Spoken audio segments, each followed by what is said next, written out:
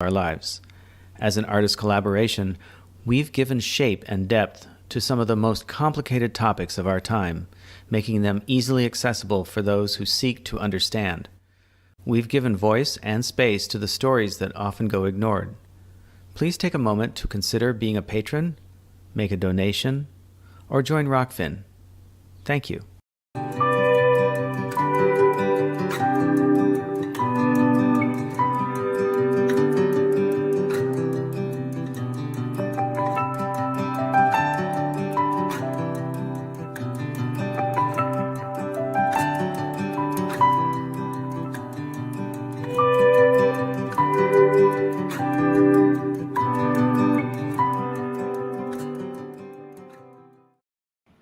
Well, hello. Hello. And welcome to another edition of Pullquote. Yep, another edition of Pullquote. And I want to say hello to our Rockfin viewers out there.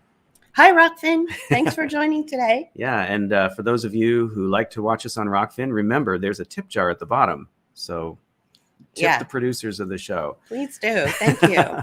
Today, thank you to our patrons for your continued support. Absolutely. Thank you, all our Patreon patrons and all of those who follow us on all our platforms. Please share and like the videos and share alike. Yep. So tell us about the guest we have today. Today we have a very special guest, Mr. Trent Loos, who is a rancher and broadcaster and all-around great guy. Mm-hmm. I have his bio here, in fact. Yeah, you may as well. Trent Loos is a sixth-generation rancher and farmer and agricultural mythbuster. Trent interviews local business owners and producers who want to educate Americans about modern farming and ranching and return our country to its founding principles. He established his strong rural foundation in farming side by side with his father and grandfather. Although his family grew soybeans, and from what I read, a lot of other things, his real fondness was for the animals. Trent told Spearfish, South Dakota radio personality Jim Thompson that he wanted to have his own radio show. And in January 2001, he launched Loos Tales. Today, the show airs on over 100 stations nationwide and boasts 3 million listeners on air and online. Sharing the message about the people and places in rural America is a step toward reconnecting consumers with their food. In 2008, Trent was recognized by West Quest as the voice of rural America. His Loos Tales columns are printed weekly in High Plains Journal and reprinted worldwide. He enjoys volunteering to support our troops with All-American Beef Battalion and served on the Ag Advisory Committee, that's easy for me to say, for President Donald Trump. Trent and his wife Kelly have 3 daughters, Libby, Lindsay, and Landry. Their family adventures typically revolve around animals, sports, especially softball. Their latest endeavor is a foray into the retail meat business with home-raised products marketed through Purple Ribbon Pork. So welcome to Pullquote, Trent Loos. How are you guys? Thanks for the opportunity.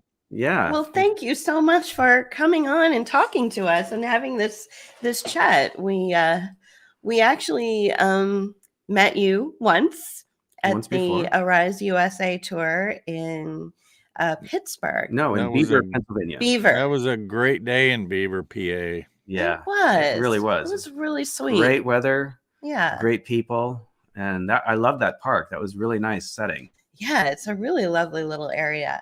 Did you, JP? Did that really say his family raised soybeans? Did you make in that one up, of your? Or does it say that in one of your other? You've got a lot of bios in a lot of places. Oh yeah. And something about walking soybeans. So I cobbled that together. I wanted to ask you about that. In fact. Yeah. So what's all that about? So I grew up in Adams County, Illinois, which is right outside of Quincy, Illinois, 7 miles from Hannibal, Missouri, 7 miles from Quincy, Illinois. And the significance of that particular spot is that my family, the first Loos, came from Germany to Adams County, Illinois in 1832. We lost my father 4 years ago to Alzheimer's, but my mother still lives on the home farm, and I have a nephew, Grayson Tedrow, my sister's boy, who is going to be the 7th generation to take care of that farming operation. So, that propels me right into what I talk about so many times, and that is that we have people sitting in cubicles designing sustainability programs for farmers And my family's been farming the same land since 1832. I wonder what they can really tell me or my nephew, Grayson, or his father, Rob Tedrow. But what I've always had a tremendous passion for animal agriculture. We did grow some corn and some soybeans. And what you were referring to is a very passionate part of my upbringing, is that my father and grandfather had the crops, I had the livestock, and they would force me, like child labor, to go every morning at about 7:30 when it was really dewy in the summer and walk these soybean fields with a hoe or a hook and basically eliminate any volunteer corn or any weeds. And in lieu of spraying the fields, we had to do that because they were producing a soybean seed for a local seed producer. And at the time, and the reason that I even referenced it in a bio at some point in time, or probably put it in a column, at the time I thought, my goodness, this is just the worst job any kid could ever have. And then to make it worse, we would go around and pick up the kids that I went to school with, right? And Dad would pay them at the end of the week. And I'd be like, Dad, I was out there too. Oh, I'll pay you. You want me to pay you, Trent? But then I'm going to start charging you for food, and I'm going to charge you for room. And I think you'd be ahead if you just, work and do what you're told. And the irony of that whole story is that as now a 55-year-old adult, I remember those days as fondly as any days that I have, because we would literally be walking through the field, my father on one side, my grandfather on the other side, and we would just have discussions about life. And obviously, as a father, I think back and I think, man, what a great opportunity that was. It's just too bad I was a typical kid and didn't enjoy the moment. But we have livestock. They still produce pigs on that farm there that my nephew takes care of. And my wife and I, as you mentioned, have 3 daughters. We live in central Nebraska. We ranch. We have 100 cows, 100 sows, 20 horses. I left Illinois in 1988. It was easier than it should have been because of all of the history and heritage that my family has there in Adams County. But Illinois it's a tough place to raise kids, to be honest. And Nebraska is the best state in the nation to raise kids. So that's my bio and a 34,000 foot view. Sure. I was just humored that you picked out the raising soybeans part. Yeah, that's funny. That is pretty funny. It's interesting though that you said that you didn't appreciate it at the time, but you clearly do today. Absolutely. Right. Yeah. My story of having to deal with agricultural whatever. We had an apricot tree in our backyard in Southern California, and every other year it had a super huge bumper crop. And my job was to scrape up the compost that was forming around the base of the tree with a shovel and do something with it, and it was fun in the heat and the flies and the, so yeah. It was always pleasant. Should you not used air quotes when you said fun? It was fun.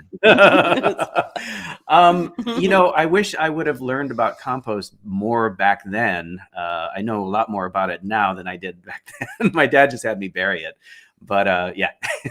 Wow. Yeah.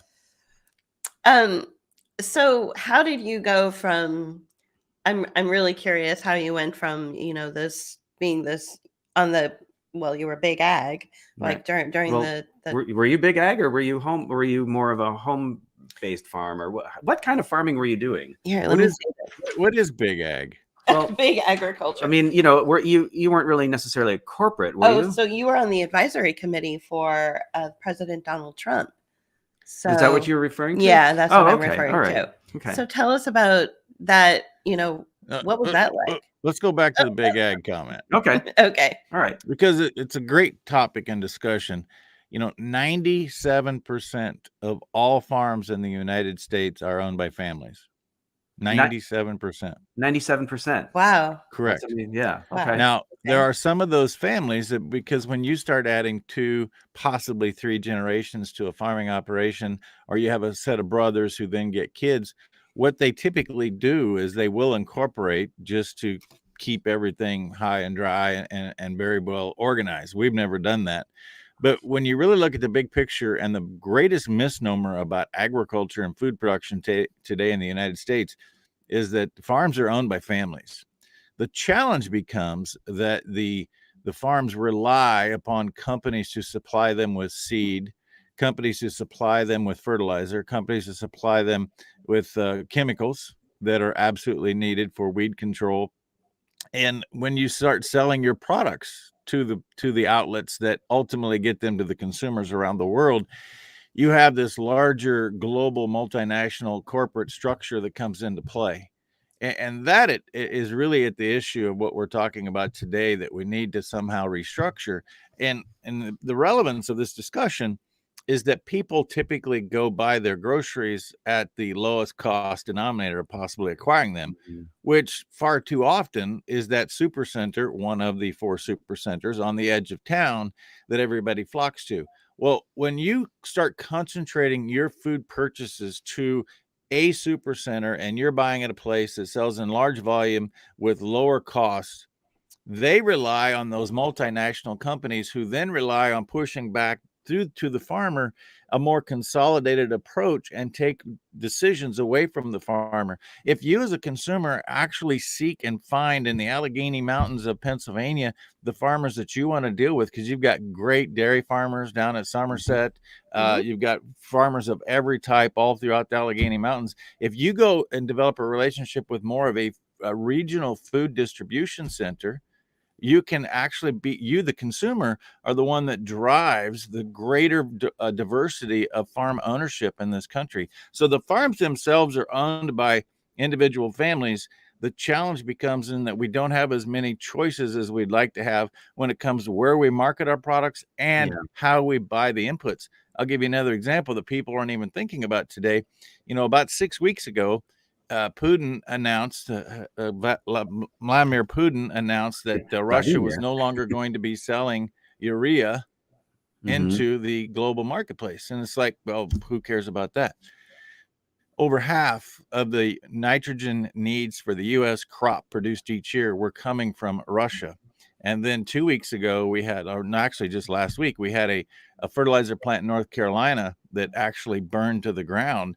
And so we're now faced in a time when we as farmers were reliant upon some imported nitrogen and fertilizers to produce the food to feed the world, when they're not going to be available. And in many cases, when they are available, they're at least 3 or 4 times higher than they were a year ago. So the corporate structure, the big ag that you're talking about, is really relevant in the inputs and how we market our products, but the consumer's the driver, and the consumer continues to not realize how important where they buy their products truly is. Do you? Wow. Yeah. Well, you know, you mentioned food distribution centers, sort of like localizing the distribution more. Well, not so much like the big box stores, but like, you know, more. It sounds to me more, you know, grassroots. I mean, is that something you've been talking to people about, like how their communities can maybe organize something like that? Absolutely. And in fact, one of the stops on our 70-day tour in 57 locations, 39 states, and you happen to be at our last one in Beaver, Pennsylvania. Excuse me. One of those was in Northern California. Really? Which and one? We were at a PMA, Penn Valley.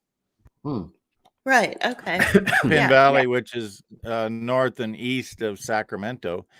And the Colombs organized a PMA, which is a private merchandising auction association. And so you can be a member of this PMA, and you come in and you have a real feel for local food production.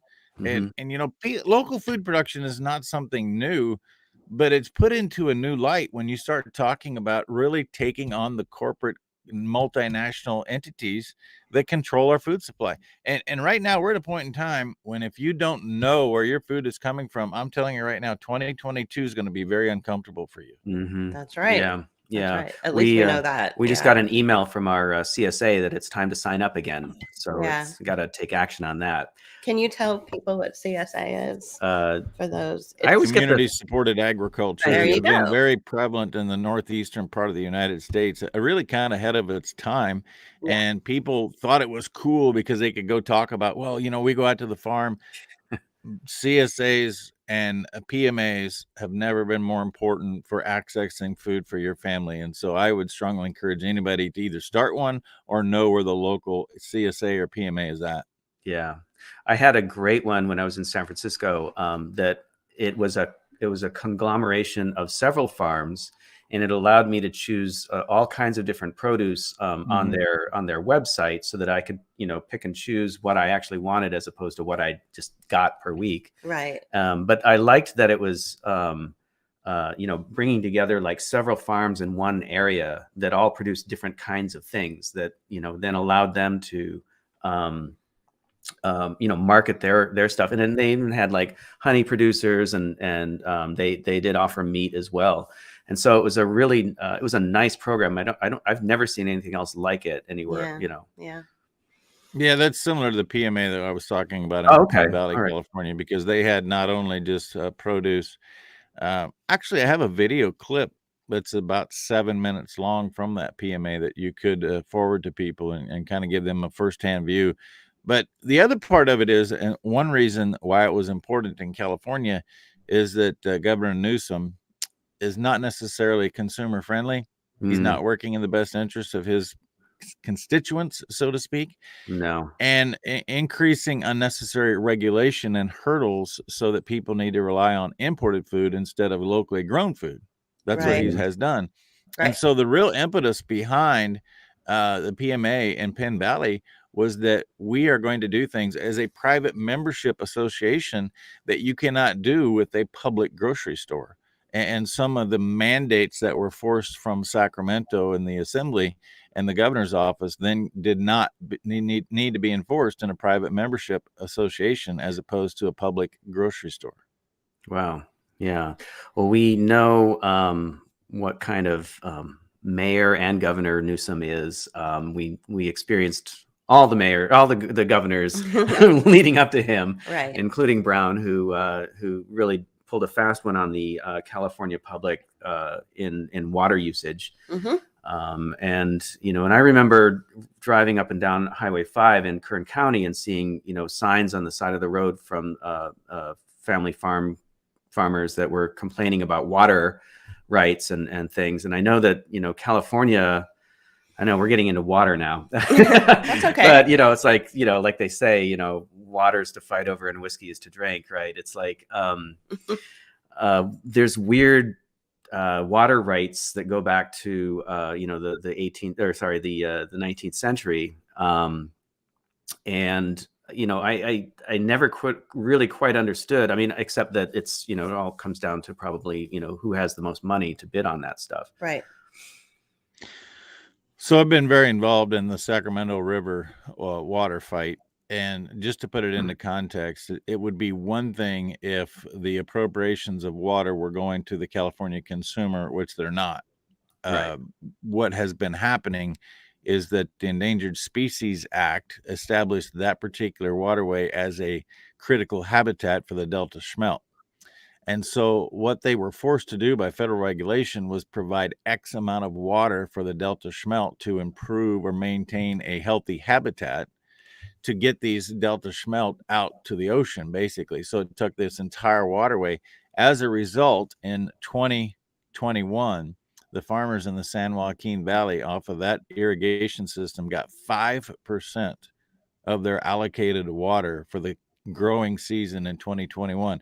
So farmers growing food to feed the individuals, not only in California, but around the world, were given 5% of their water, and they had the same amount of water going to feed a fish only to improve the habitat. But what happened, and this is the misguided notion of the United States government, is that when they improved the habitat for the Delta smelt, what they did was they improved the habitat for the predators of the Delta smelt, which put more pressure on the Delta smelt than the actual challenges that were existent before. So the government fed into the problem, and at the end of the day, irrigators got 5% of their allotted water. And that's a big deal, because when you go to the grocery store today, if you'll notice, if you go to some of the larger grocery stores, they have taken the top 2 shelves off of their grocery stores because the supply chain challenges are up close and personal. And they don't want people continue to take pictures and send them of empty grocery store shelves. So they've gotten rid of the top 2 shelves to make it look like they're not short, which in fact they are, because of this government intrusion. It's a little marketing trick. You know, it's funny how you know, you find that legislation, especially around, you know, environment, or, you know, maybe other things too. Well, yeah, social. You know, they always use progressive feel-good language to describe what's going on, and they always, you know, describe it in ways that, you know, of course, they're, you know, they come out looking good, but they make the people who are actually, you know, trying to, you know, do the right thing look bad, you know. And I remember those fights, and I remember the political rhetoric that was going on with that. And I have to say, I mean, they really made you know, the farmers and the people who were the irrigators, as you labeled them, looking bad. I mean, I remember when they were like, you know, using almond growers as the whipping boy, you know, and you know, and I actually heard conversations in the park about, you know, near our house, where people were like, oh, you know, almonds, oh, they use a lot of water, and you know, it was just really amazing how the rhetoric, you know, turns against the people who are actually, you know, producing JP, something. Clearly you're not from Stanislaus County, California. you know why, right?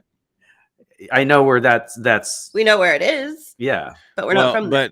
But people from Stanislaus County, California, say almonds, not almonds. Oh, almonds. Okay. And you say, what do you do? Well, in Stanislaus County, the nut fell and knocked the L out of it.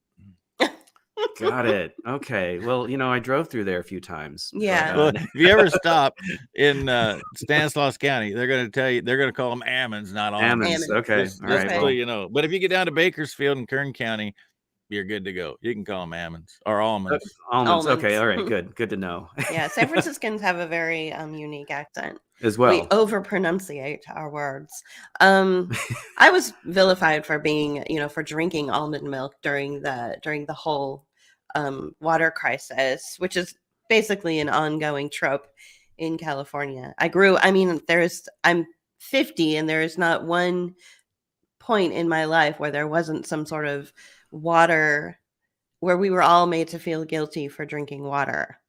I remember being a child and sitting at the table at a restaurant with my grandparents, asking for a glass of water, and made to feel really awful by the server, you know. So it's a weird. You know what, Julie? The day I learned my brain was 78% water, I thought, I'm going to feed that thing. There you go. And so I drink a gallon of water every day. But here's the thing that nobody wants to talk about. We have the same amount of water on the planet that we did when Jesus walked the planet. Now, where the water is located, the amount of salt content, that's a discussion that needs to be had. But all of this negativity and just absolute browbeating over the consumption of water. I would take issue that you did not have almond milk, because almonds don't have mammary glands. There's no such thing as milk from an almond. But I don't have an issue with you eating almonds, because they consume water, because they give it back. It's all about the cycle of life. And what we have happening is that people try to remove one sector of the cycle of life and think that you're going to somehow have a healthier planet. That's not going to work. No, exactly. Not at all. Yeah.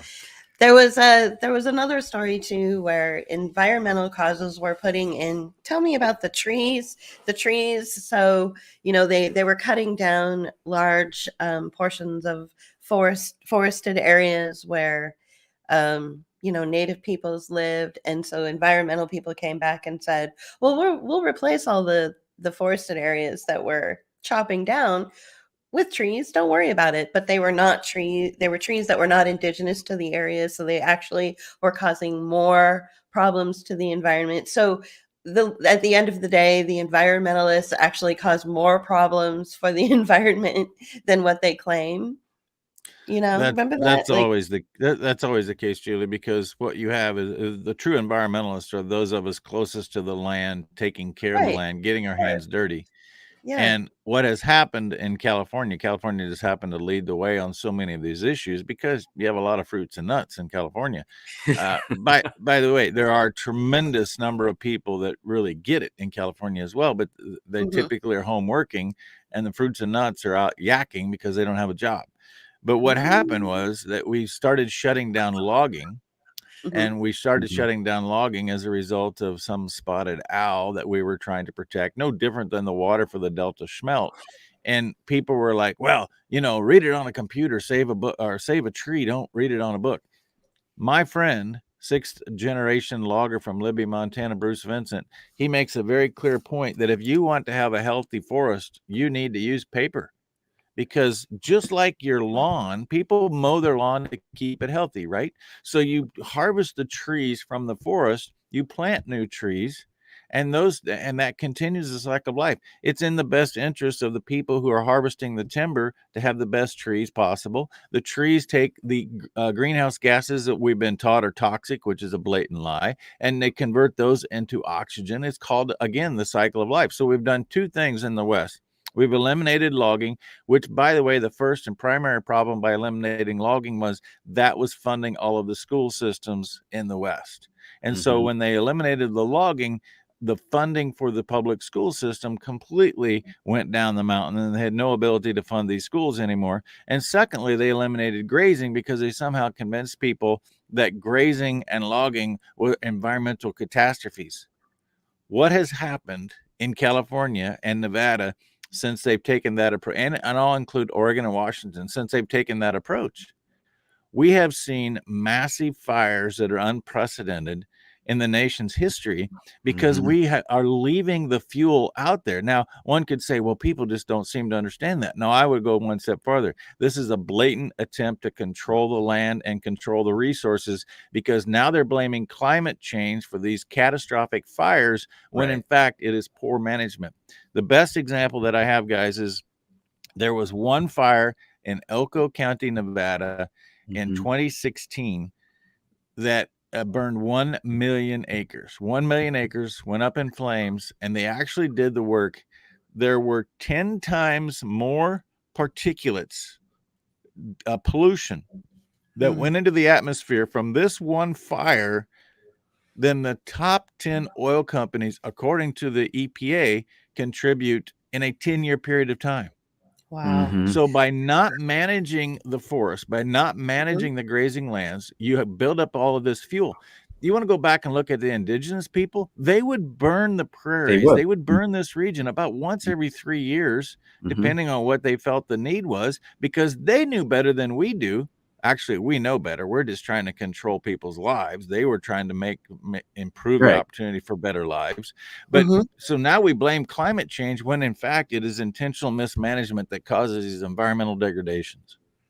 That was true of the Yosemite Valley. That the indigenous people in that region would do the very same thing, and it was the American military that was told to manage that area. U.S. Army Corps of Engineers, to be exact. Originally, I think the Park Service, I don't know this for sure, but I'm pretty sure that originally, before the Park Service happened, it was the U.S. Army that was kind of the prototype for the Park Service. It would have been the U.S. Army Corps of Engineers. Okay, all right. Yeah. But they didn't like the fact that they were burning the areas. They thought that they were destroying the pristine nature of the area, and so they stopped doing that and kicked the native people out and turned it into a tourist destination eventually. And I take your point about the burning, because I think that there. Growing up in Southern California, I knew there were parts of the environment there that were that was what they did. It was about burning. They grew to burn. They were fuel. They were natural fuel to clear out the area. The oils in those plants just would combust really well. And it's funny how people don't seem to understand that, these cycles. And I heard one of your videos, and you were talking about cyclical nature of the world. And that's something that, we've been talking about a little bit lately, right? As opposed to living in a linear world, which seems to be where everyone has been focused these days. Right. And we thought Columbus was the one that figured out the earth was round, not flat. Right. Exactly. You know, one other thing that I want to add is it seems like we're talking a lot about California, and we are, but it's relevant that we're talking about California because California has such a vast amount of resources that are not being utilized to the best of their ability because of government intervention instead of allowing the people closest to the land. With all of that, I have to give a major kudo to my friends in California who continue to be resilient and make it work, because I'll bet not many people know that California is still the number one agriculture producing state in the nation. More food comes from California than Texas and Iowa combined, who are number 2 and 3. So what's happening in California is very relevant to the nation's food supply, particularly from the produce and the nuts and things that we talk about. You come to the Great Plains of America, we're really good at producing milk, meat, eggs, soybeans, and corn to feed ethanol plants, to feed livestock, and to export around the world. But California's diversity it cannot be underestimated. No, in fact, agreed. I mean, I look at the packaging on the lettuce that we buy here in Pennsylvania, and it's from what's the town? Salinas and Valley. Salinas Valley and Moss Landing and all those places out there. It's pretty remarkable. Yeah.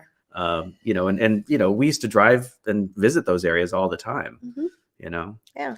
Well, frankly, if your package does not say it came from the Salinas Valley, it comes from Mexico. Those are your two choices. That's your two choices. Right. Yeah. Yeah. And, when things are, like tomatoes pretty much are, from Mexico, unless it's in season in Pennsylvania. Right. Although we do produce a lot of mushrooms here in Pennsylvania. Yeah. Chester County, Pennsylvania is the number one mushroom producing county in the nation. Really? Oh, wow. Yeah. Wow. A lot of fungus in Chester County, Pennsylvania. Which reminds me of my best story in Chester County, Pennsylvania. This was years ago.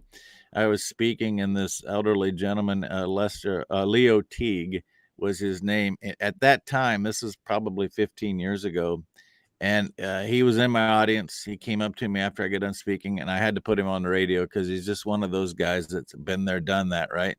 And it was an interesting story, and I'll never forget that he grew up in Philadelphia, but he had this passion for farming and agriculture, and he talked his mom into moving out to a farm, and then he talked his mom into buying a horse. And he said it was a really good horse. It used to be the mailman's horse, and he was really well broke, but it took a long time to get to town because he stopped at everybody's mailbox. That's a great story.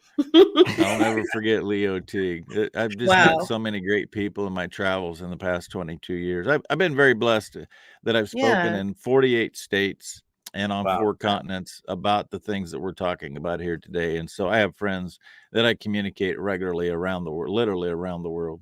That's amazing. That's awesome. Well, you brought up the radio show. We were curious, like how that started. I mentioned it in the intro, but how did that come about? So Kelly and I at the time were ranching in West River, South Dakota. In fact, we were living and ranching, running cattle and pigs on the Rosebud Indian Reservation in South Dakota, and had a partnership in some respects with the Rosebud Sioux tribe. And the education that I received by living on the reservation was endless itself. You bet. But I was involved in a pretty large pig farm that was owned by the tribe, and they needed somebody that understood animals to come in and manage that operation and hire people to take care of these pigs. And so for 2.5 years, I was actually employed by the tribe. And one of the individuals who came to town to protest our pig farm was a Hollywood actor.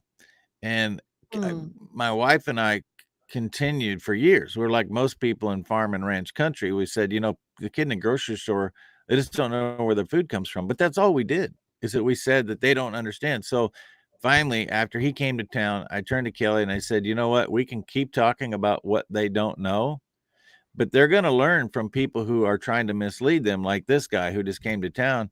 If we don't get involved in telling the real story, they're going to continually be misled. So 1 week later, I walked into a veteran radio broadcaster in South Dakota, Jim Thompson, which you alluded to there briefly, JP, in the introduction. I literally walked in one day and I said, "Hi, my name is Trent Loos, 6th generation United States farmer, and I want my own radio show." Wow. And he looked at me and he laughed. And then I sat down and he said, "Oh, you're serious?" You're serious. I said, "Sir, I'm not leaving till we get a deal." Wow. And 3 months later, we began producing a radio program together. 6 months later, I began producing Loos Tales, which was January the 8th, 2001. And so I'm in my 22nd year of broadcasting Loos Tales, which airs today, as you accurately stated earlier, on 100 stations in more than 21 states. So continuing to connect the farm to the fork has been the mission from day one. That's awesome. Wow. Yeah. That's amazing. What an amazing story. Very, using those opportunities to your advantage, recognizing where there's a need and filling that need. That's amazing. I think that we need more people like that.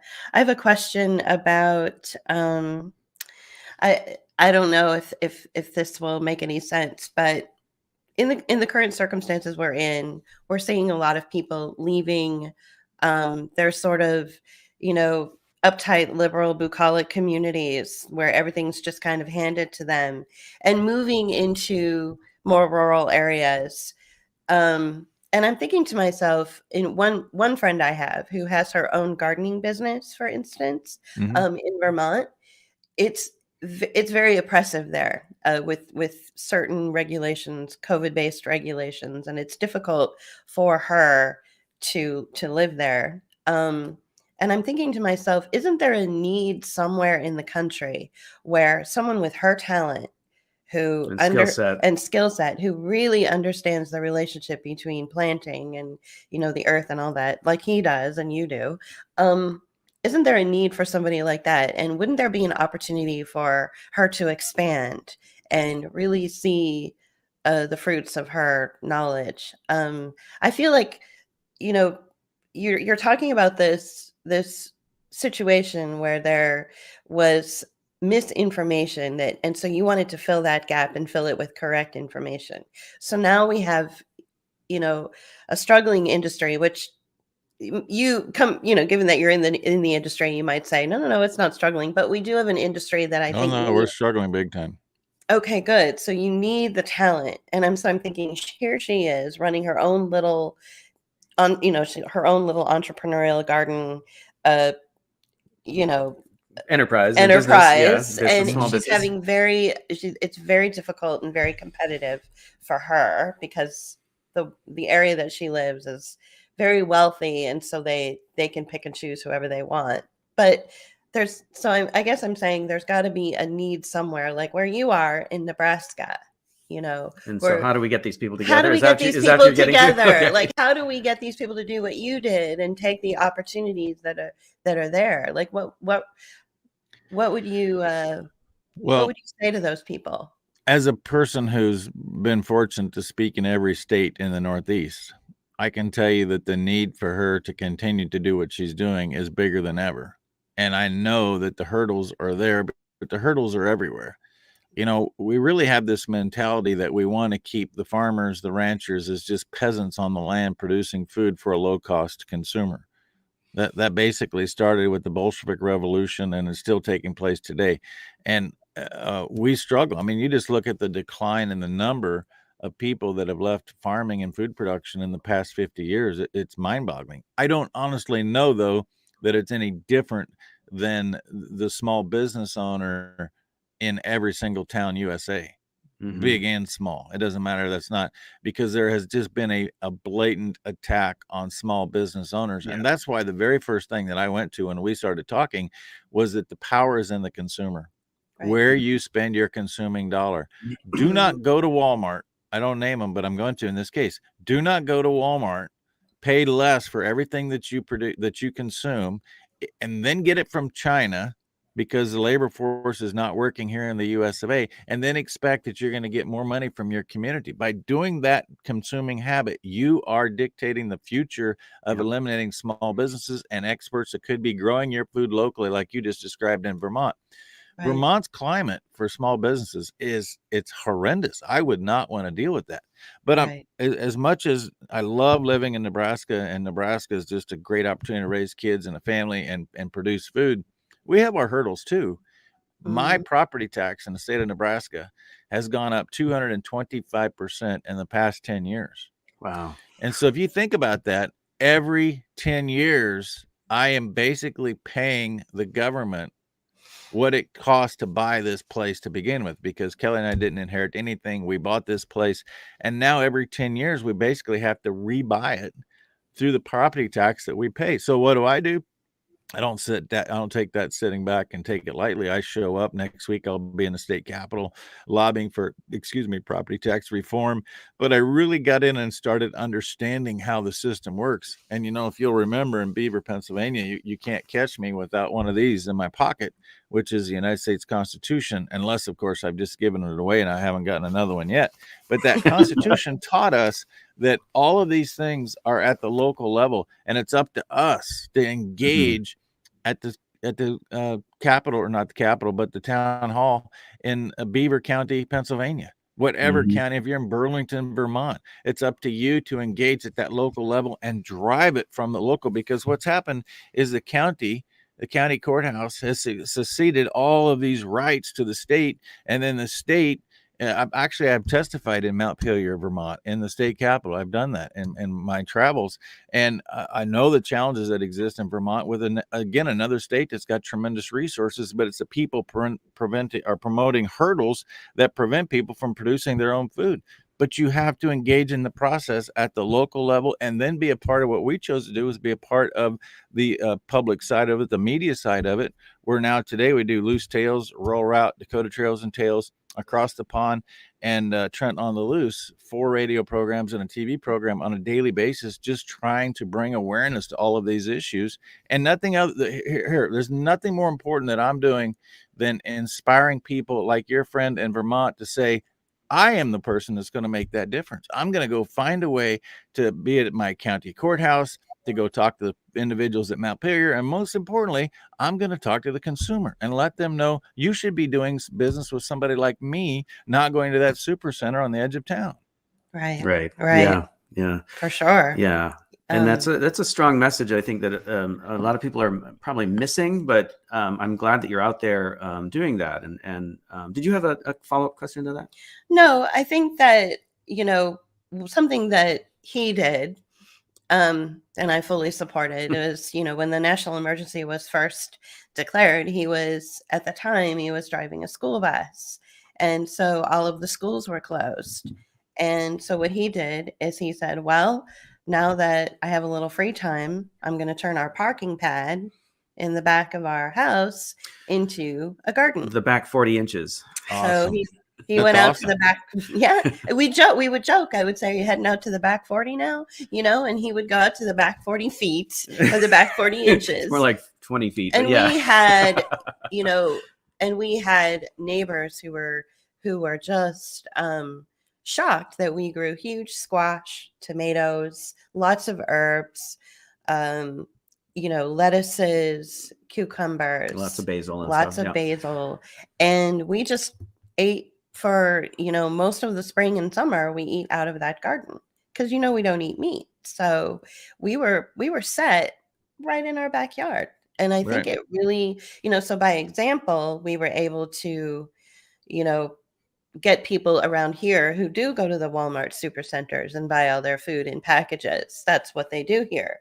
And we're used to eating in San Francisco, which is where you have everything organic, like at your fingertips, and you can just go to farmers markets and have CSAs and have little, corner bodegas with organic fruits and vegetables, or whatever. Like green grocers, like everywhere at your fingertips. And so we had never even stepped foot in a Walmart. So we didn't want to lower our standards. And so we just grew our own, or he did. To talk about, Julie, you brought up something there that I wanted to expand upon a bit, because you mentioned farmers markets. And farmers markets have become this experience, not just a place to go buy food. But the Right. USDA documents that nearly 75% of the food sold in a farmer's market comes through the same food distribution channels as those in your local grocery store. It's just that they've found a way to more cleverly market them, and they mark them up even more. But it's the experience about the farmer's market that has really driven people to the farmer's markets. It's about that community atmosphere, and nobody Right. goes to the farmer's market and just buys a sweet potato and go home. They got to have a coffee, and they got to have this Sure. latte and that latte. Right. You know, I mean, that's I'm not being opposed to that, but you really do just have to be a critical thinker in Right. every shape and form of our nation today, and nothing taught us that more than what we've just experienced in the removal of medical freedom in the name of what you talked about, COVID. You have to decide. Here's the thing: they were telling you to drink less water in California so that your brain didn't function well enough, because I already told you, brain 78% water, so that you Right. weren't a critical thinker. Drink Right. water, be a critical thinker. That's the moral of the story. Yeah. Absolutely. All right. The end. Appreciate your time. I got some cows calling me. We'll be back here again next week on another Pullquote Right. across the prairie. There you go. That's awesome. really good. That's really good. I appreciate what you said about farmers markets, because I didn't know that it was basically through the same distribution. That I didn't know you that know. either, but I did know that, it's harder for, like, say, somebody that's like local, like, like we couldn't take our produce from the backyard and try to sell it at the farmer's market, because there's rules and regulations against that. I mean, I imagine that some of them are reasonable, but I imagine that a lot of them are more about, keeping the distribution from the channels you just talked about. Right. Absolutely. It's 100% what's behind the people who are paying the money to enforce the rules. Right. Yeah. Well, I mean, there's a local grocery store. I mean, and it goes in, around in other ways too, in more corporate levels, where there's a Giant Eagle that's maybe 2 miles from here. It's a corporate grocery store in the Pittsburgh area, and they had another competitor maybe half a mile away from them, and they set it up with the the local political establishment that they wouldn't have competition like within 5 miles of their store, or 5 miles. I don't know what it was. So they were able to close that other store that was smaller, right, but more accessible to the community. Right. Right. Because there was actually, in my opinion. Yeah. So it's, or at least a choice, right? It And so you couldn't go and create a small green grocer there, Right. or a co-op or whatever, because of that law that they were able to, or legislation they were able to get. You could, though, put together a private membership association like we talked about in Penn Valley, California, because if people were members of this food distribution center, they could come to that without that same scrutiny from the local legislation. That's a great idea. So that brings you back to this, something that we noticed that is a continuing narrative in your travels, which is the importance of community getting together to, create alliances to undermine government overreach, which is something that we are, we stand on that concept, like that's the driving force of this platform, that and the working class, keeping the working class viable and not, disappeared through automation, so that's something that we're concerned about. I'm just curious. I want to switch gears a little bit. Just from my own curiosity, how in the world did you, how in the world were you in a movie? You were in a movie that was released in 2020, right? I actually helped write that movie.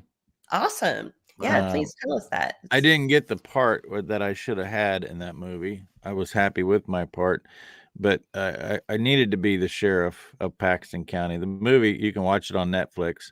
And I might mention that in the month of May and the month of June, the first 2 months that it was on Netflix, it was in the top 20 watched movies on all of Netflix.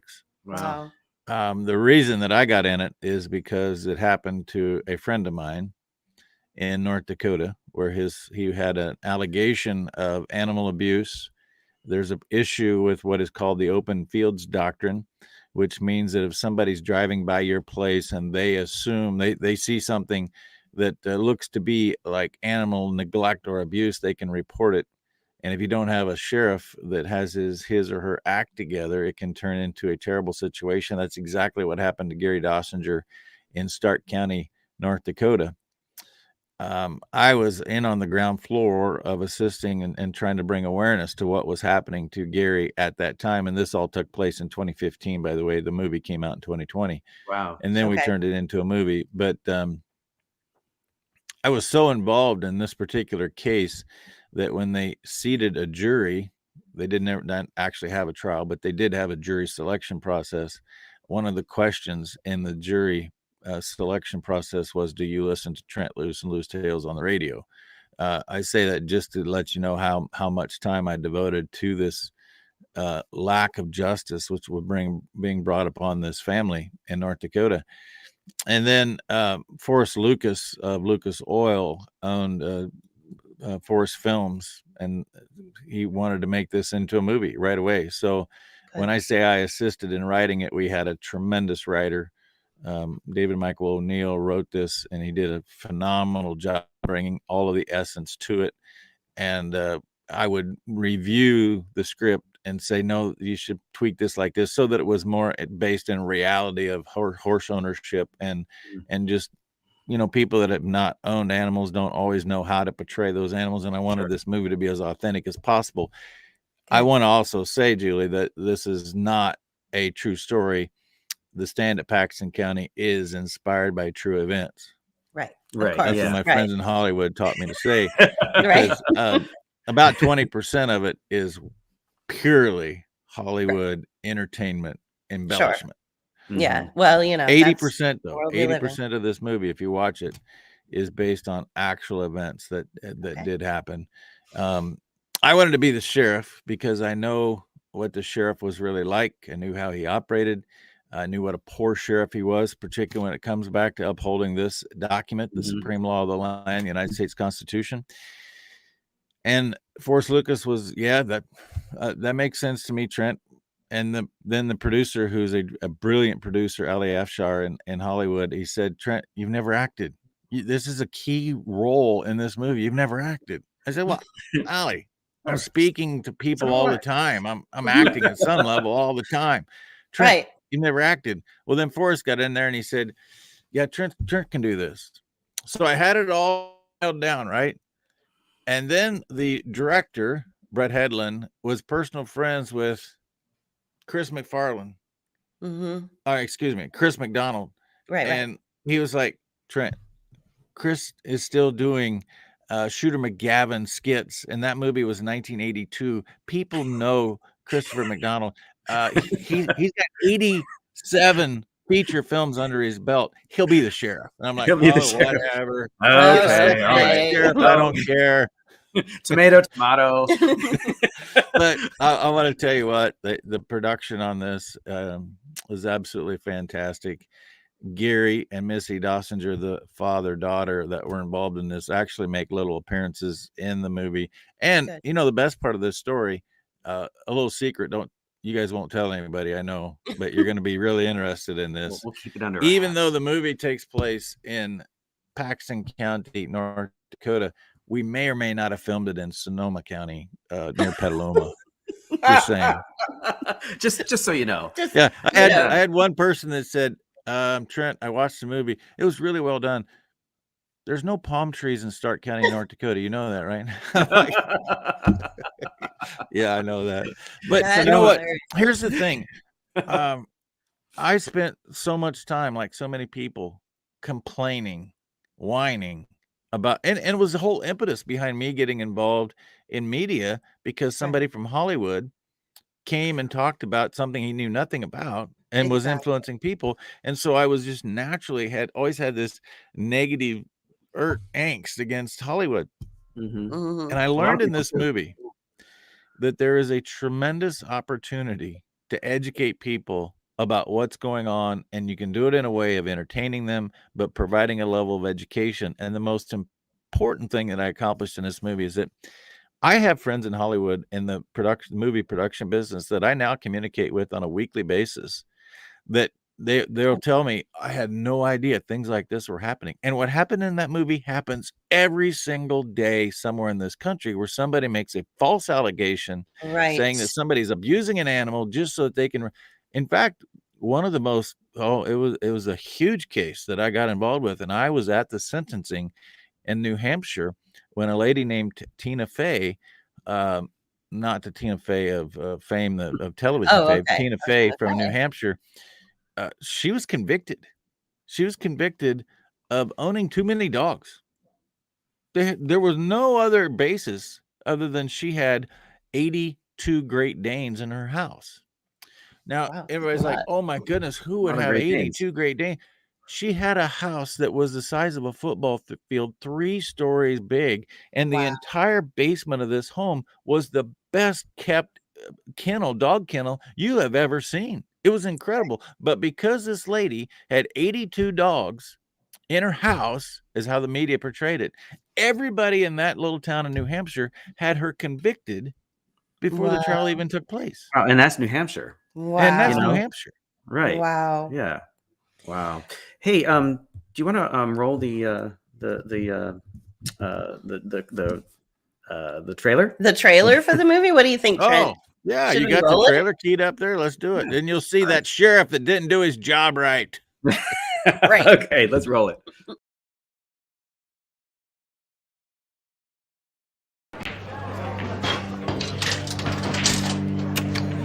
Paxton's finest.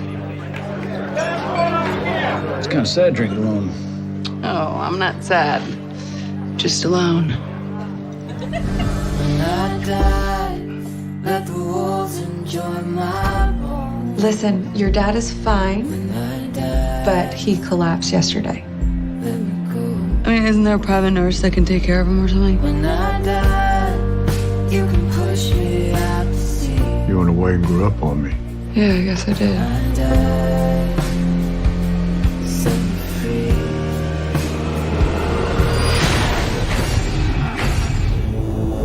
What brings you all the way out here, Roger? There's new directives coming down the pike. Spot inspections.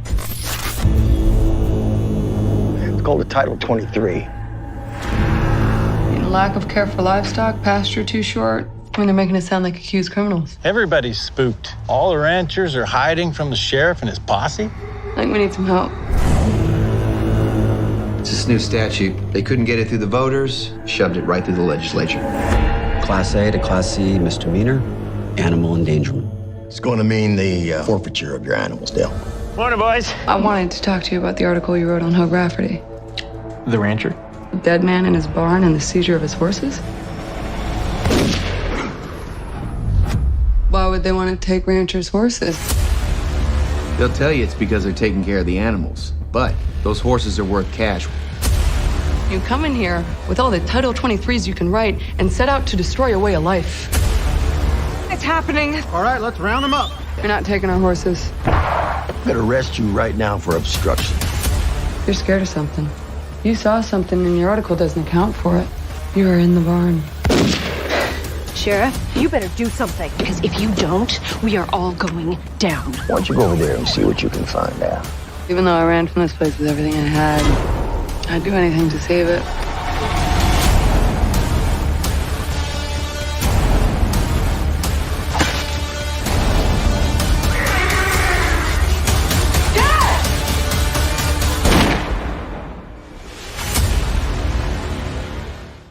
Did you know that some people think Tom Cruise... Let's stop that. There Okay. we go. Wow.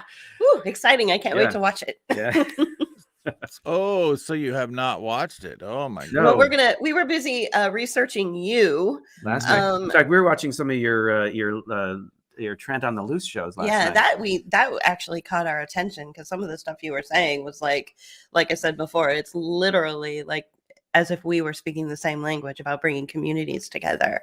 But back to the movie, do you have the acting bug now? Do you have any more projects that you're thinking of doing, or are you just? I'm just curious. At 6 o'clock today, this very day, I am meeting with a producer, a director, and a screenwriter, and we are working on a follow-up again based on true events, and this one will be really closely based on true events. Part of our nation's history in Japanese internment camps that took place that most people don't know about. And so I have several projects that are in the works. That's great. It was very strenuous work. I have a new admiration for people that you have already figured this out, that I'm an ad-libber. We don't do scripts. I don't even want to know what questions are. Right. That doesn't work in making a movie, because you have to, in this movie, we had to do every line exactly the same way at a minimum 4 to 16 times, because of angles. And not that we didn't get it right. It's that, like, if you have a scene with 4 people, they have an up close scene on every person, and then they're focused on something every time. And so the biggest problem the director had with me was, Trent, you have to say it exactly the same every time. And you now I see this in productions that somebody's head is not quite right, or their mouth, the lips don't match exactly what they're saying. It's because there was so many angles and takes in each individual scene. But I want to go back to I'm glad you played that clip, because it reminded me of something that's vitally important. One of the reasons I got so involved in this case was that an animal rights organization came to North Dakota in, I think, 2008. Hold me to the truth on what year that was, maybe between 2008 2010. And they wanted to increase the penalty for animal abuse. We rallied. I'm from Nebraska, but North Dakota happens to be this kindred spirit of mine. And I have so many dear friends in North Dakota. And we literally beat this. We beat it hands down in a ballot initiative at the voting booth that year. Wow. The very next year, individuals within the state of North Dakota actually sponsored legislation that ultimately became what was referred to by the sheriff in that as Title 23. Okay. I was literally at the state capitol in Bismarck, North Dakota, testifying against that very law, which did get passed and went into effect, and what they tried to use Gary Dossinger as an example of how to penalize somebody for owning too many animals. That was the whole concept. You have too many animals, you can't take care of them. Nobody says how many kids you can have, but if you have more than 7 dogs, you can't take care of them. And I saw the dangers, and I partnered with many of my friends in North Dakota, and we could find the clip, because this is available. In my testimony, I said, look, you're giving too much authority to people who don't really understand animal agriculture, and there will be somebody that will be hung out to dry on this legislation if it's passed. It was passed, and that somebody's name was Gary Dossinger. And the part that really troubled me, see, I'm not a supporter of animal cruelty, animal neglect. But the problem with that bill, and this is what happened with Tina Fey in New Hampshire, is that the animals are seized on allegations of impropriety, and then they are dispersed before there's a conviction. Right. Who in their right mind can lose their property because some neighbor has some issue and says, oh, Gary Dossinger, he's an animal abuser. So they take his horses, and then they sell those horses off, and then come to the trial and he's found not guilty. I've been in cases all across this country where that's happened, and the animals are gone. Wow. It's a ploy that needs to be fixed. Now, since the movie, we fixed it in North Dakota. Those animals can no longer be sold, and it can no longer leave the ownership, so to speak, of the person until they're convicted. And that is a huge deal and needs to be brought to an awareness. And that was the reason that movie was put together. Now, last week, you may or may not have seen Trent on the Loose. I was in the county that particular movie was taken. Actually, the real events took place at Stark County, North Dakota. And I did a ride along with the sheriff, the new sheriff in Stark County, who is now campaigning to be, he's in his 4th year of his term. He's campaigning right now. But for me to ride along with the sheriff in that county and just see how a sheriff is supposed to operate, in my opinion, Corey Lee, the sheriff of Stark County today, is the epitome of upholding this Constitution. Well, the role of the county sheriff is to protect its citizens against enemies, foreign and domestic. And if you don't have a sheriff that's doing that, he needs to be fired. Exactly. Well, and you know, as we found out during this whole age of COVID that, the sheriff actually has a lot more power than people actually think. And if if that sheriff is a constitutional sheriff, then, they're out to protect the people's rights that are protected in the Constitution. Which is exactly why the state of California has an effort underway right now to eliminate the county sheriff. And so I've been working with county sheriffs in California to make sure that does not happen. Wow. We didn't have a clue about that. Well, That's we moved away 3 years ago. We're not, we're only paying so much attention. But, I mean, it's home, so we try to pay as much attention as we can. Yeah. One thing that I noticed, we're urbanites, so we live, in urban centers. We lived in the city of San Francisco most of our lives, and now we live in an urban area, 15 minutes outside of downtown Pittsburgh. One thing that I've noticed the correlation between this sort of Title 23, neighbors making claims against other neighbors is that sort of communitarian, it's a word, it's called communitarian behavior in urban centers as well. So you might have neighbors say that certain family members are abusing their children, and suddenly you've got caseworkers swarming the place, and families are disrupted, and children are removed from homes. In San Francisco, there's basically a housing shortage. There used to be anyway. A housing crisis. And there was one point where I had an apartment, and my roommate went and just decided to be judge, jury, sheriff, and executioner, and stole all of my property based on a feeling, based on a rumor. And there was nothing that I could do to protect myself. So I'm seeing the correlation, the things that you're fighting for at the state capitol.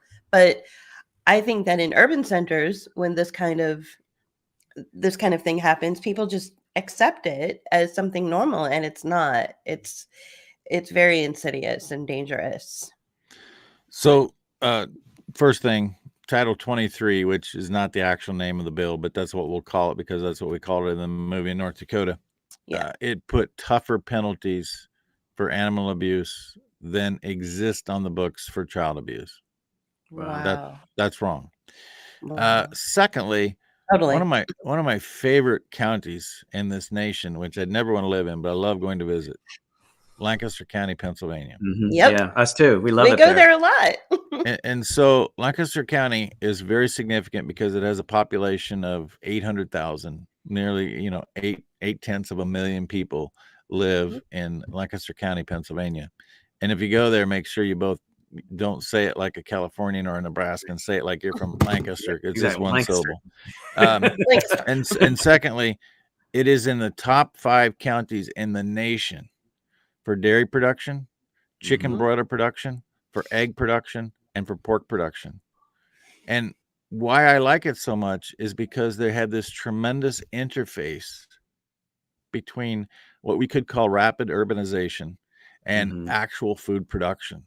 And obviously Lancaster County is widely known for its Amish population. And I have many friends that are Amishmen in Pennsylvania, and they are targeted as much as anybody in this country for being animal abusers. And Lancaster County also has a tremendous number of dog breeders, people who do a good job raising dogs and supplying to a needed market. I wanted to say something about dogs because it's one of the great misnomers. It's widely recognized and reported that we have a replacement need of 9 million dogs in the United States each year. 9 million dogs are needed to keep up with the current demand and flow of what dog population is. The USDA has roughly 28,000 licensed dog breeders. Okay. So if you do the math on that, let's just say you had the USDA licensed dog breeders raising about, let's just use a wild number, 250,000 dogs a year. You're short 8,750,000 dogs to meet the demand. Wow. Where do those dogs come from?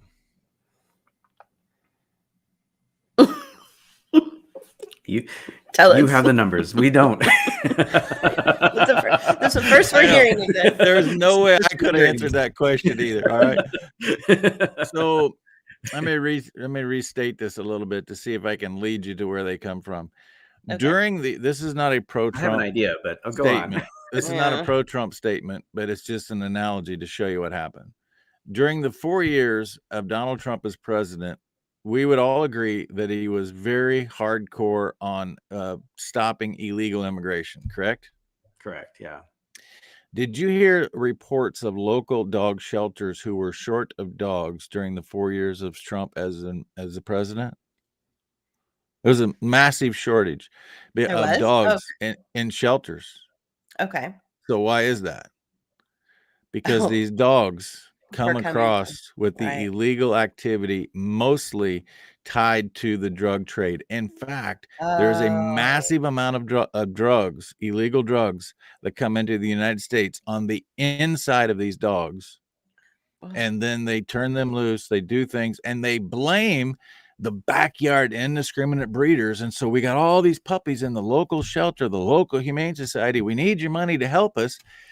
Yeah, I'm all about supporting and helping the dogs, but let's not blame the legitimate dog breeders that are raising dogs that are needed all across this country when in fact it is the illegal. You can come across the Mexico border and during the Trump time with 5 dogs and not even have a health paper. You have to have a health paper to go from Pennsylvania to Vermont with a calf or a pig or a horse. But you can bring 5 dogs across the border from Mexico into the United States without a health paper, which means there's no tracking on those particular dogs. Those are the dogs that were ending up in all of these shelters. And you have, like in Lancaster County, Pennsylvania, these tremendous men and women who take care. Some of these dogs, I want to be a dog at their dog kennel because they got little play areas and they got this little nursery over here. And it's like, this is a dog's life. It really is. Right. And yet I don't need to tell you how the negative connotation about dog breeding has been perpetuated all throughout the country in Lancaster County. But I want to get back to where, because of that rural urban interface in Lancaster County, you've had so many people, including friends like mine, like Ryan Kreider, who does a great job milking cows, raising chickens, and Kreider Dairy has got excellent dairy products all throughout the region up into the northeastern part of the United States. But they've all been targeted by this rapid urbanization growth in Lancaster County, even though it's a tremendously inspirational county to go visit and be a part of. When you get on the inner workings, it's incredible. Yeah. Well, I think it might be, partly because they're holding land that could be used for other things. Trent, don't you know that? They're just taking up time and space. Yeah. That's sustainable development.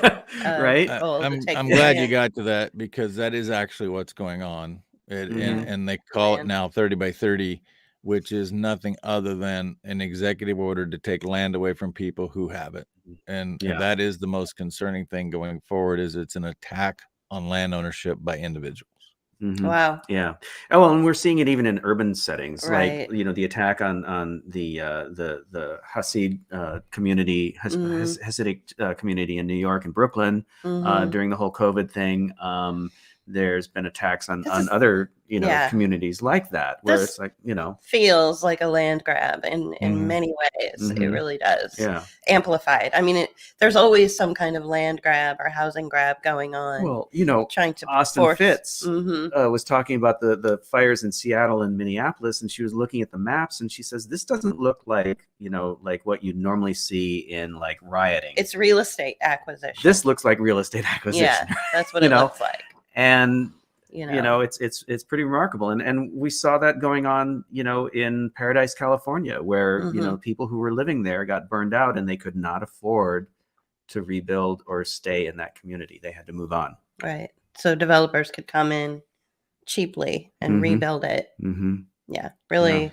Yeah, that Paradise fire was one of the most damaging to an urban area that I've ever witnessed. That was incredible. And it was odd. It was really odd, really strange kind of fire that didn't make any sense. Yeah. I have a friend who's in law enforcement in Paradise, California. So I had a inside track on some information that It's not always what we hear. Let's just put it that way. Exactly. Yeah, exactly. Yeah, I can guess what that is. Yeah, for sure. Yeah. Do you want to? I know we're getting past our time, but I wanted to talk about your show a little bit, your TV show. How did that come about? Yeah, just very quickly. So it came about because of a guy named Derek Bulova, who is in Bismarck, North Dakota. He called me about 3 years ago, and he says, "Trent, I watch I listen to your radio shows. There's no reason we couldn't throw a TV camera on you and turn that into a TV show at the same time as you're doing radio." Awesome. And I'm a one-man band. I am not gonna travel with. In fact, when I met you, that was the only time in my life, and I did it for 70 days, and then I had to get back to solitude, right? So I just can't travel with a team because I'm so fluid. I mean, I literally don't know what I'm doing Monday, and it just happens. When you have a TV crew, you have to be here, there, and everywhere. I just couldn't envision how what I do would work because I broadcast from 41 states last year. I literally was in 41 states and never missed a day's broadcast. I'm there every day. As long as I have internet, I can do anything. But I couldn't visualize how I can turn this into a TV program. And last year in March, I was speaking in Bismarck at the Lignite Energy Council, talking about the future of energy and where our lights are going to come from in the future. And I got an invite to come by the station and do a program called Ladies of Another View. And they do a great job with that program. I was a guest that day, and I walked past Derek's office. He said, "Trent, it's time we get in here and get serious about talking about this TV program." And I said, "Well, I'm about to go on a 70-day tour. I just don't know how we could pull that off." And long story short, we just decided that it was the right time. And then, of course, in typical Trent fashion, guys, I made the commitment that anything that's on Trent on the Loose, the TV program, will not be on my other radio programs, so that it's original content, which now means I have to generate 5 original content things every single day. Wow. But that's not me whining. That's me saying it's pushing me, because what happens is that I meet the best people on earth. And, this past week, I've been completely engrossed in the situation taking place with the Canadian truckers. And I've got 6 to 8 truckers a day calling me, asking if they can be on my program, because I had a couple on that have views on Facebook alone are well over 100,000. Yeah, it's very popular now. Yeah. And if you remember, last year there was a pastor in Alberta that got quite a bit of attention. His name is Art Polinsky. He's going to be my guest Monday. We talked over the weekend, and he's going to come and join me on Monday. And if you've seen this guy speak, he's extremely compelling. He left Poland. He lived through tyranny and communism in Poland. And he's just continues to be a beam of sunlight. And so I'm just very proud to have him on the program next week. And so I just continue to, my mantra is always the same. I find people that are everyday citizens. I don't go get the everyday celebrities that everybody wants to hear from. I go get the people that feel like they're just everyday citizens in their world. And yet there's something very inspirational about what they do in a small way that makes a big difference. So I guess you could say that it's ordinary people doing extraordinary things. And in every one of my programs, that's what I bring to the forefront, is these people that think they have nothing to share. And it turns out they're incredible. Well, just quickly, JP, like last Monday, Janice Foster from Canada is a farm wife in Ontario, and she just went and witnessed the trucks going by. She stood in the cold for 3 hours at 30 below temperature, waiting for these trucks to go by. She had, Trent, I don't have anything really to share. I've had more response from that program than any I've ever done with an elected official, and I don't do them often. That's good. Wow. Yeah. I think the people are that are coming out to support, the removal of the vaccine mandates are just what's driving this. Like the focus on the people. So I'm glad to hear you say that you talked to her, Right. It is about the people. Mm-hmm. Yeah. I remember the shows that we watched last night. I mean, and this is sort of illustrating what you just said. You talked to a high school shop teacher, correct, about his community Eric and Van Dyke. And then you also spoke to a woman who wrote a little storybook about grandkids coming out to the farm and visiting their grandparents. Louise Malachi. And so, these are all really remarkable stories. And so my question is so how do you set up the camera yourself? I do. You have one of those handheld drone cameras or something? I have a tripod with 2 TV cameras that I set up for certain angles, and then I mic up, and I don't even have anybody watch the camera. I do it all solo. Yeah. Well, I was interested in like, the one scene the one interview, you kind of like ran off the scene or the shot. And I was like, why did he do that? Cause I was just curious, like why you didn't stay, standing next to the guy you were interviewing. Is that just because you needed to monitor the camera? Or you wanted to focus on about him? 3 times during this broadcast, one of you have put me up as the solo speaker. Why'd you do that? Because you need to monitor the camera? No, because it's just like it brings another dimension. And I want, when I'm visiting with somebody, I'll do the intro. I'll let them know, kind of lay the groundwork, but I want the focus to be on my guest when I'm talking to them. I don't want to be in there diluting that. All right. That's cool. Yeah, that's what we figured, but we weren't sure if there was any technical reason for it, but we assumed that it is nice to know that the sound is still working, that your battery didn't die. Right. Which happens, by the way. Oh, it does. We know. It really does. Yeah, we were in the middle of interviewing someone in this format, and all of a sudden the power went out and everything went dark. But luckily, our streaming service was still able to keep it going. And our guest was just talking. And our guest was very talkative, so no one knew. Nobody knew until we came back and we're like, oh, and then we realized that he hadn't gone away. And he was like, oh, I didn't even know you were gone. So it worked out. I've experienced that in 22 years, that most of the time that there's a technical issue, your viewers don't know anything happened until you tell them it happened. Right. Yeah, we learned that sort of the hard way. So now if there's a technical issue, we don't even mention it because we realize the viewers don't even see any interruption or any problems. Yeah. Well, one last thing I want to talk to, and then I'm going to let you go. Because we are going to have an interruption here, JP. My wife wants me to get a couple of calves loaded and headed up the road. Oh my gosh! Speaking of interruptions, the Speaker of the House is calling. Go ahead. Okay, one last thing then. I'll let you go. We met you on a tour. How did that happen? How did that get come together? So who called you about the tour? Robert David Steele. He did. Okay. Yes. The man himself. Yeah. Yeah, he did himself.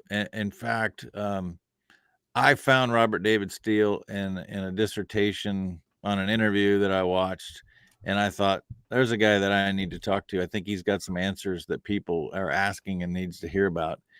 And so I sent him an email simply asking if he would join me on the air in about January of last year. He did, and it was so typical Robert David Steele. He starts the program. I'm doing the interview, and he says, all right, Mr. Loos, I have 30 minutes. What can I help you with? Like, well, okay. Well, we'll see how this goes. And then finally at an hour, I said, well, Robert, I really appreciate your time, but we got to go. And he starts thinking of 3 more things that we didn't even get to, and I thought, oh. And then he started contacting me. And so we developed this very interesting relationship and bond. And then he called me one day and he explained to me the tour that he had in mind. And he said, I don't have anybody representing agriculture. I need you. Right. And I turned to my wife. I got off the phone. I said, Kelly, there is no way I can agree to do this. And no way that either one of us will live with me saying no. Yeah. Wow. And it was a life-changing event. I mean, 70 straight days on a bus, touring 41 states. It was incredible. Wow. And again, it comes back to the same theme we've had since we started. The people I met, I've developed just a whole new network of friends, and that I didn't have before. Right. Well, after we met you, we knew we wanted to have you on. So it was, we're glad that we had a chance to meet you that day. It was so great to meet you in person. It was my pleasure. It's just unfortunate you guys are such planners, because it took from July until February to actually get this done. Well, we took a break, and then we that's funny. We met you in the middle of our last season, and we needed a little break. I'm glad that you came on today, though. My pleasure. We truly enjoyed it. I think that so many people in our camp, or people who follow us, will get so much from this. We have a lot of people who are concerned about everything we've talked about, everything. Yeah. Especially about that little book you keep in your pocket. So yeah, it's always handy. Yeah. Well, what we'll do is we're just going to take 2 seconds and wrap it up, and then we're going to put you in the green room, and then we'll wrap it up. Okay, great. So we'll be right back. Growing something if it's a green room. Thanks for the opportunity. Hey, Trent, on the loose. Thank you. All right. Thank you. All right. Well, wow. We hope you guys enjoyed that. That was truly amazing. Yeah. One of the most charming and fun conversations. Mm-hmm. And Trent is just as charming in person as he is on screen. So. The first time I met him, I asked him where I could find our other friend, Kevin Jenkins. Right, Kevin Jenkins. And he kind of looked at me and was like, I'm sure he's over there somewhere. Yeah, Kevin is very sociable. Yeah. So anyway, guys, we want to thank you for joining us today.